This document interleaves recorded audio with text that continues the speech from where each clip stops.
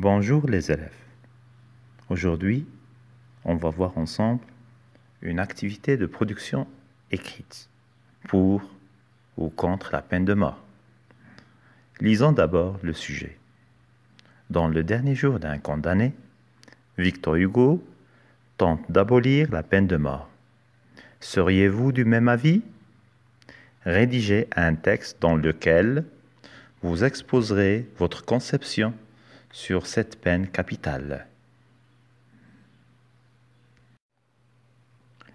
Vous voyez bien que le cadre général dans lequel s'inscrit ce sujet est la peine de mort. Par contre, le sujet s'inscrit dans le dernier jour d'un condamné et la thèse évoquée par Victor Hugo qui cherche à abolir la peine de mort. Alors, votre tâche serait de préciser votre position. Seriez-vous pour ou contre la peine de mort? Comme plan de rédaction, nous proposons un texte en 4 paragraphes. Une introduction et une conclusion bien sûr, mais un développement composé par 2 paragraphes. Dans le premier paragraphe de développement, on présente la thèse de l'auteur. Et comme deuxième paragraphe de développement, on présente votre point de vue. Passons maintenant au plan de l'introduction. Généralement, toute introduction doit passer par 3 phases. Le cadre général, présenter le sujet et poser la question. Dans le cas de notre sujet, le cadre général serait la peine de mort. Le sujet serait Victor Hugo cherche à abolir la peine de mort. Et la question serait a-t-il raison? Passons maintenant à la rédaction de l'introduction. Comme cadre général, nous proposons la phrase suivante. Depuis l'aube de la vie, la peine de mort était appliquée par la loi pour lutter contre la criminalité. Pour présenter le sujet, on peut dire Victor Hugo, dans son roman à thèse Le dernier jour d'un condamné, a essayé d'abolir cette sentence qu'il juge inhumaine. Et comme question, nous proposons alors jusqu'à quel point sa conception serait-elle judicieuse? Lisons maintenant toute l'introduction. Depuis l'aube de la vie, la peine de mort était appliquée par la loi pour lutter contre la criminalité. Victor Hugo, dans son roman à thèse Le dernier jour d'un condamné, a essayé d'abolir cette sentence qu'il juge inhumaine.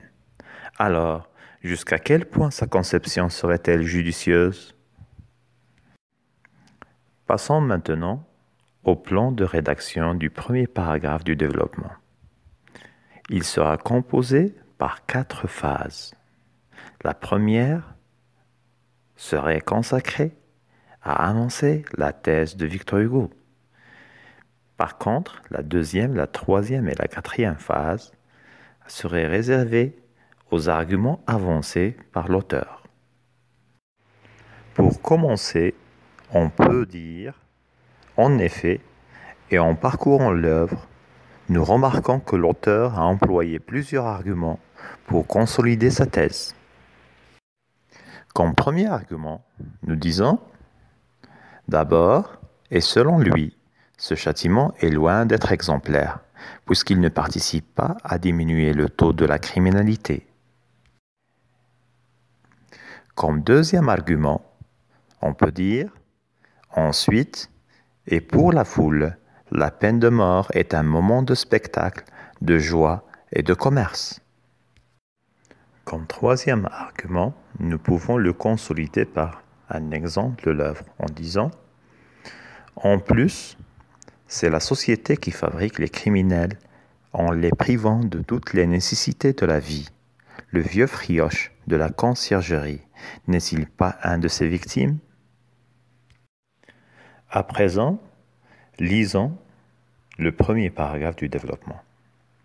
En effet, et en parcourant ce roman à thèse, nous remarquons que l'auteur a employé plusieurs arguments pour consolider sa thèse. D'abord, et selon lui, ce châtiment est loin d'être exemplaire puisqu'il ne participe pas à diminuer le taux de la criminalité.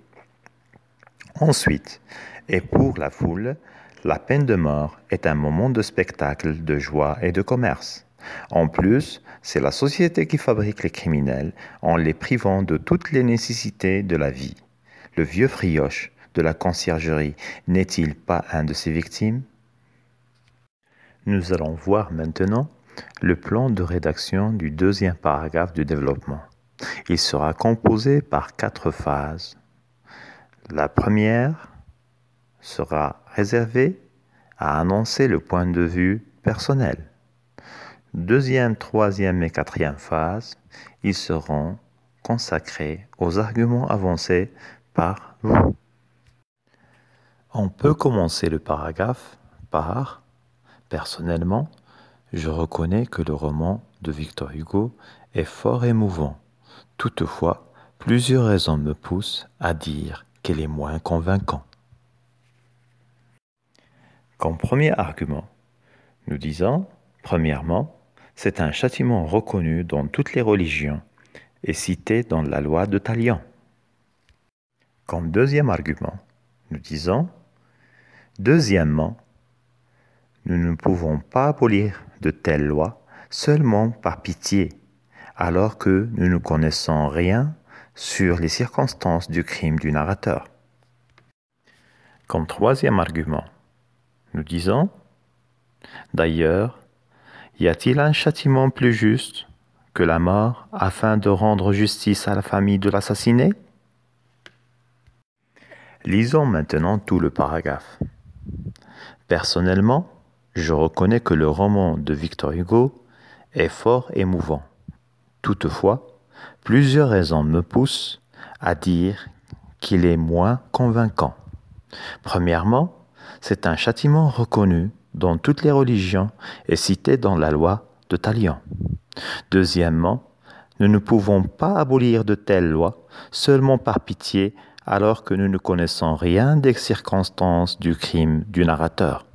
D'ailleurs, y a-t-il un châtiment plus juste que la mort afin de rendre justice à la famille de l'assassiné?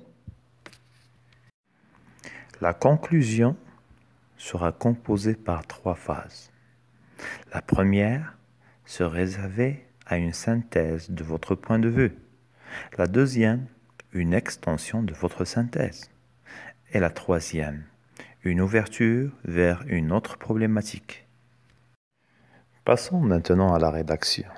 Comme première phrase, nous disons « Pour conclure, on peut avancer que la peine de mort est un châtiment indispensable qui, dans l'exemple, préserve les droits et impose la loi. » Comme extension, on peut dire « Seulement, le juge doit penser 1000 fois avant de la prononcer, car son erreur est irréparable. » Comme ouverture, on peut dire « Par ailleurs, la société est amenée à se mobiliser afin de forger de bons citoyens qui respectent la loi, les humains et les valeurs. » Lisons maintenant toute la conclusion.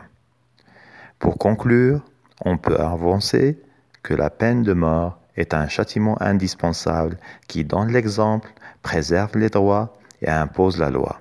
Seulement, le juge doit penser 1000 fois avant de la prononcer, car son erreur est irréparable.